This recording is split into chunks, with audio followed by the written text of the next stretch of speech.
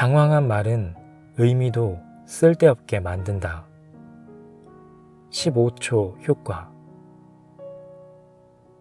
청산유수로 말하는 사람이 말을 잘하는 걸까요? 강의나 상담을 할 때 청중과 내담자에게 이런 질문을 한다. 한번 입을 열면 물이 그치지 않고 콸콸 흐르듯이 말을 쏟아내는 사람들이 있다. 이를 본 사람들은 탄성을 금치 못한다. 어쩜 저렇게 말을 잘할 수 있느냐는 것이다. 이는 오해다. 말의 목적은 공감과 소통하는 데 있다. 일방적으로 주장하거나 의견을 전달하는 데 있지 않다. 더욱이 쓸데없이 많이 쏟아낸다면 그 자체로 소통의 장애 요소가 된다. 사람들은 그리 한가하지 않다. 대화할 때도 자신의 시간을 쓰는데 대단히 인색하다. 전문가의 의견에 따르면 사람은 대화할 때 상대의 말에 겨우 15초 정도 집중한다. 이 짧은 시간 안에 상대방이 하는 말의 핵심을 파악하고자 한다. 절대 그 이상의 시간을 투자하지 않는다.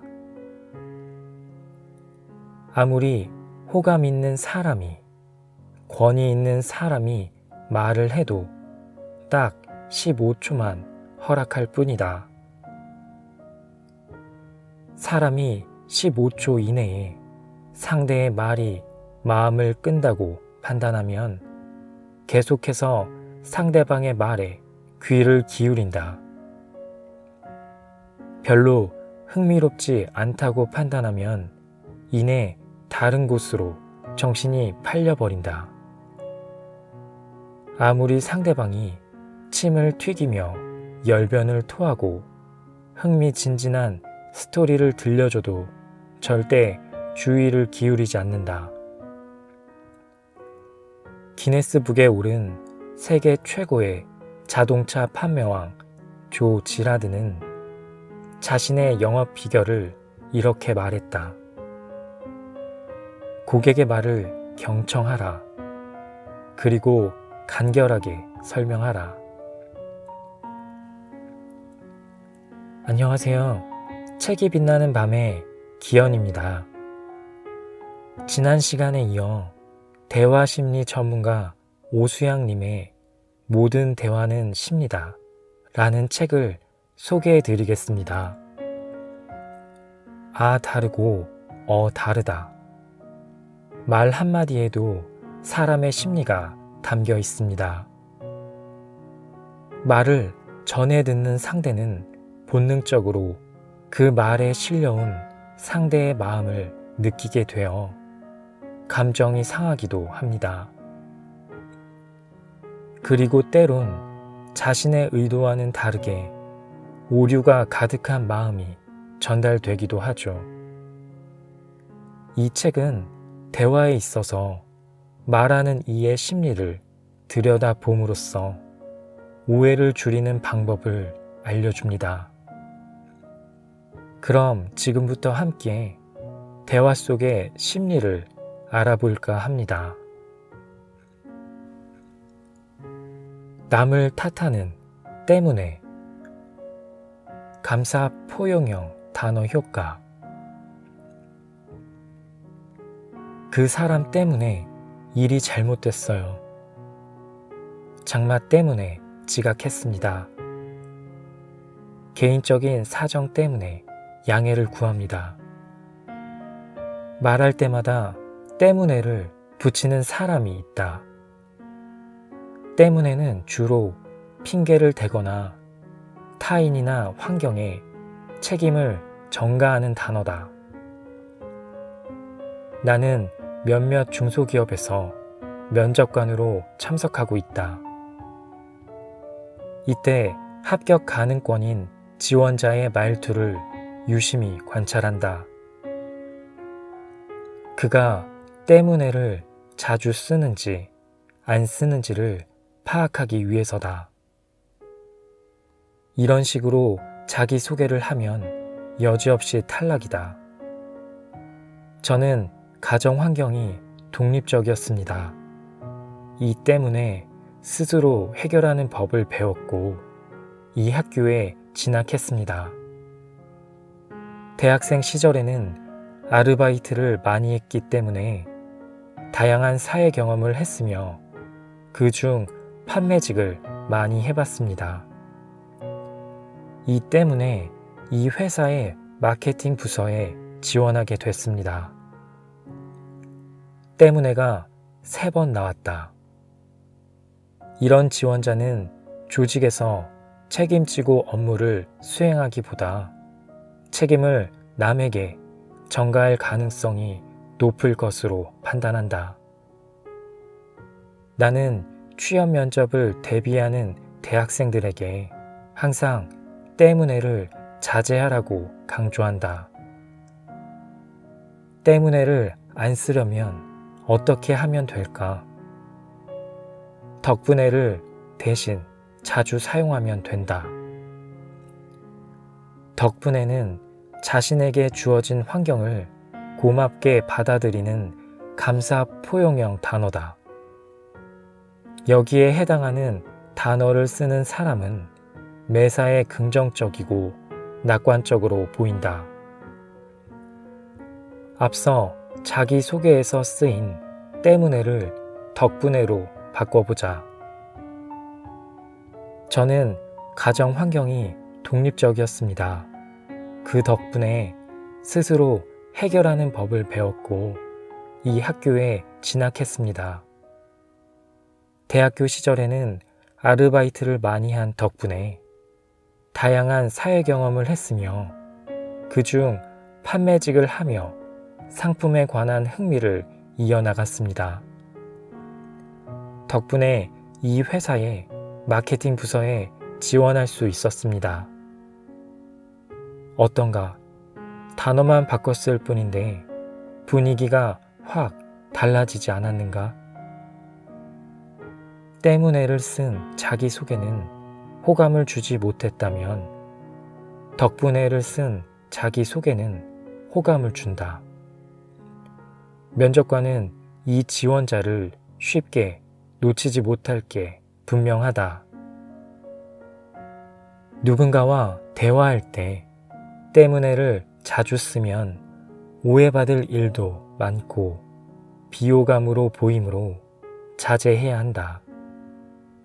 그 대신에 덕분에를 자주 쓰자. 때문에를 아예 쓰지 않기가 쉽지 않다면 때문에를 한 번 말할 때 덕분에를 반드시 3번 말하자. 입단속 시켜야 한다면 비밀이 아니라 약점이다.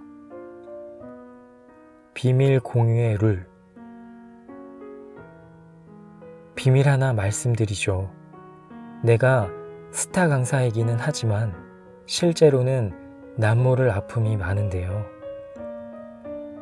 내가 특별히 친해지고 싶어하는 사람에게 하는 말이다. 물론 처음 만날 때부터 이런 말을 하지는 않는다. 그 상대와 여러 차례 만남이 이어질 때 기회를 보고 한 방을 날린다.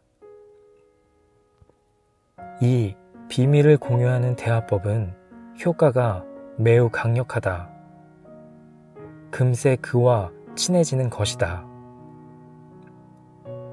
마치 오랫동안 알던 지인처럼 친밀감이 높아진다. 혹자는 누군가에게 비밀을 알려주는 건 자해와 같지 않느냐고 의구심을 갖는다. 사실은 전혀 그렇지 않다. 비밀 공유는 제2차 세계대전 때 생존 기술로 활용된 대화법이다. 스파이가 적군에 침투했다가 붙잡혔을 때 이 비밀 공유 대화 방법을 사용해 생존 확률을 높였다. 실제로 스파이는 심한 고문으로 죽음을 목전에 뒀을 때 이렇게 말했다고 한다. 이건 비밀인데 사실 내가 스파이가 된 이유는 지금부터 하는 이야기는 다른 사람에게 말하면 안 됩니다. 내가 침투된 이유는 이와 함께 꼭 비밀을 지켜달라고 하면 신문가는 자기도 모르게 스파이와 공모자가 된 듯하다. 그 결과로 비밀을 지키는 것은 물론 스파이에게 더는 위협적인 고문을 하지 않았다고 한다. 이 대화법은 관계를 빠르게 진전하는 데 효과적이다.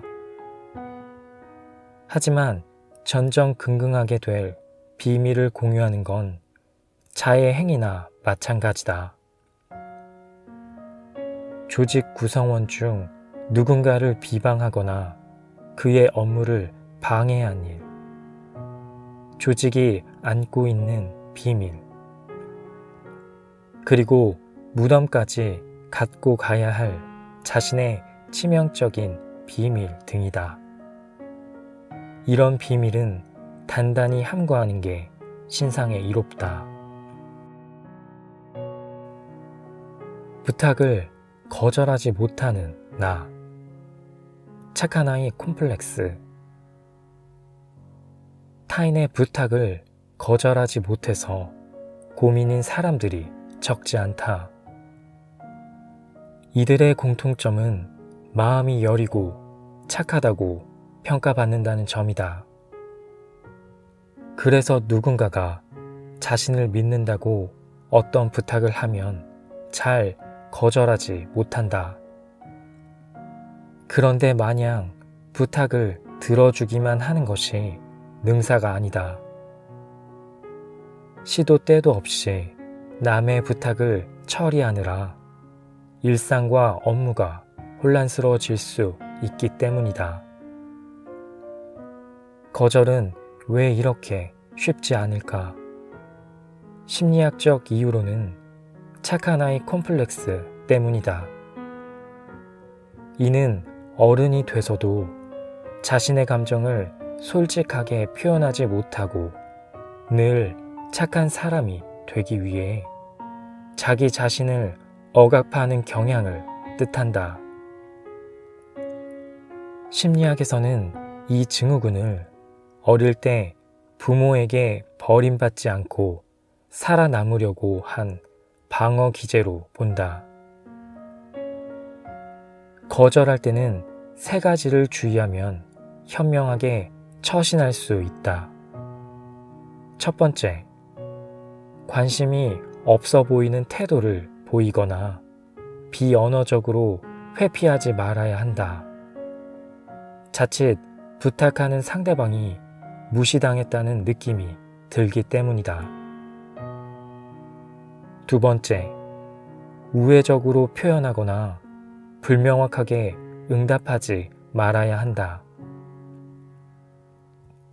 명확하게 예, 아니요라고 말하지 않으면 상대방은 자신이 원하는 대로 생각할 가능성이 높다. 즉, 승낙을 얻었다고 착각할 수 있다.